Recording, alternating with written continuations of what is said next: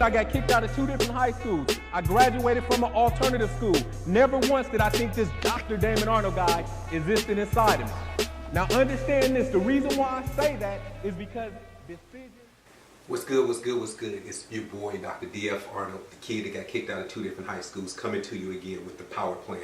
I told you, every single Wednesday, we're bringing you the power plan. But then me and my team said, you know what? We're getting so many positive responses from all of you that we decided to give you another power plan on Sunday. So starting next week on Sunday and Wednesdays, you will receive the power plan. Because my whole thing I want to do is to let you know that you have the ability to get to the next level. And a lot of times all we need is the plan to get us there. After church today, I went into this gas station, and right as I was walking into the gas station, I seen 2 ladies outside smoking a cigarette, and I heard one of them say, "I'm quitting." And so as she went in, I didn't know that she was the person working inside the gas station. And I said, "Go ahead, girl, you quitting, you about to quit smoking cigarettes?" And she was like, no. I said, "What you talking about? That's what you said, you quitting." She said, "No, that was my boss. I was telling her I'm done, I'm quitting." And she said, "I was only playing." I said, "Huh." I said, "But what about the quitting cigarettes?" She said, "I've tried before."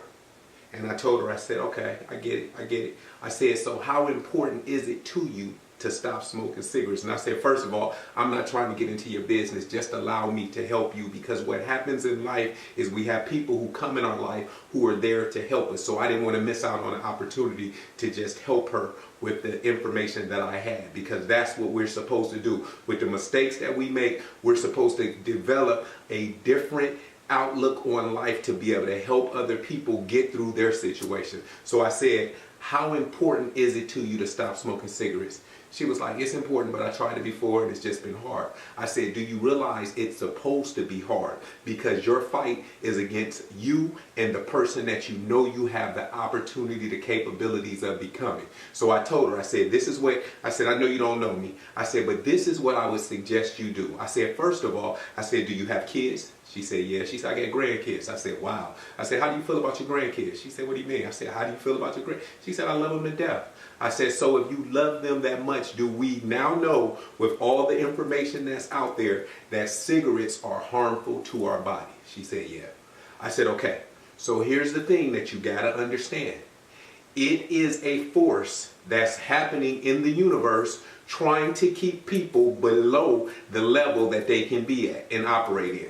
I said, "So right now, this battle that you're experiencing, what you have to do is list the things that are more important to you." So a lot of times you probably try smoking, but you just said, "I'm going to try to stop smoking cigarettes." But you never really put a plan together. So I said, "This is what I want you to do." I said, "I'm going to leave here. You're going to have downtime. But this is what I suggest you do. Write down the things that are important to you.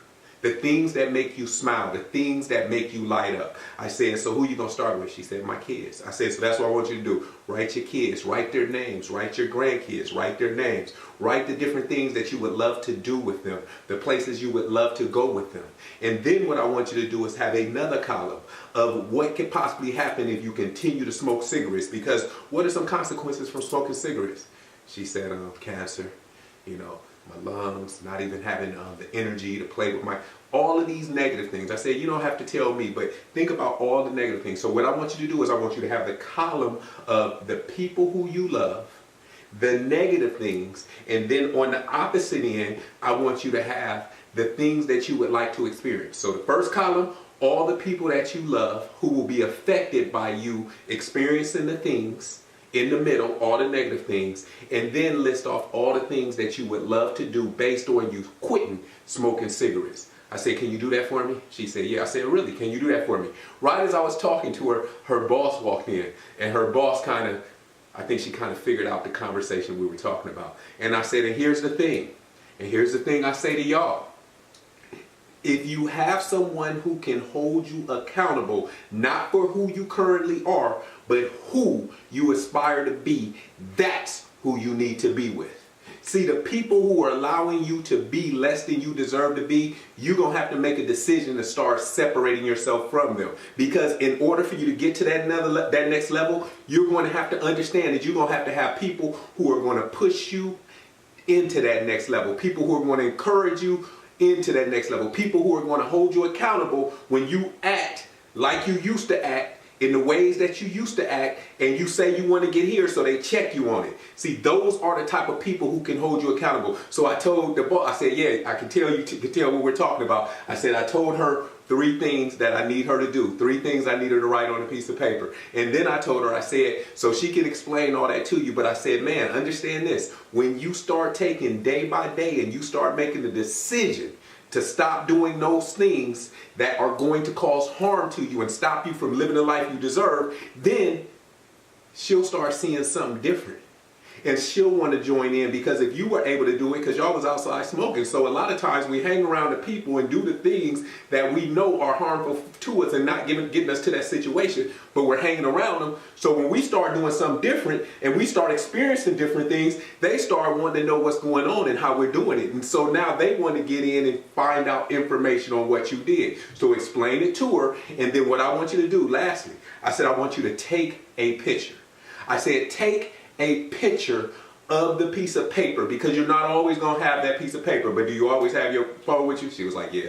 I said, well, you don't have your phone with you, how you feel? She said, empty, naked, all of these different words. I said, okay, so we know our phone is always with us. So I said, now here's the challenge.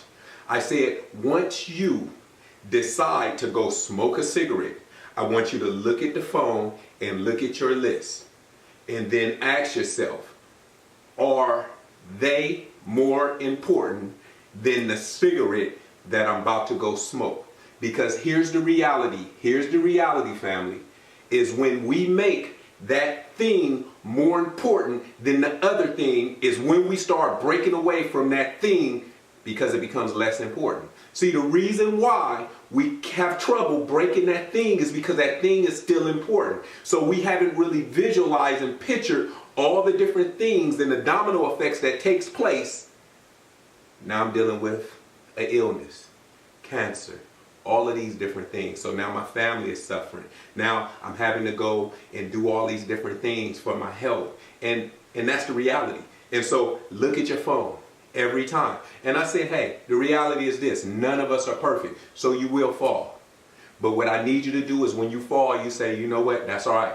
I'm going to try again. Because I told her, like I told you last week, the point of power is in the purpose. So right now, you're the most powerful that you'll ever be. So when you make a mistake, say, you know what? I'm going to now make a different decision, because now I can make a different choice, because that choice that I made in the past, it has nothing to do with my now. And so I told her, I said, listen, you can do this. You just got to choose to do it. And you have to understand that your life, your family, you living a long age, being there for your kids and your grandkids is more important than the cigarettes that you're smoking. So family, if you want to break a habit, that's how you break it. Make the columns of what will be affected if you don't make a different decision.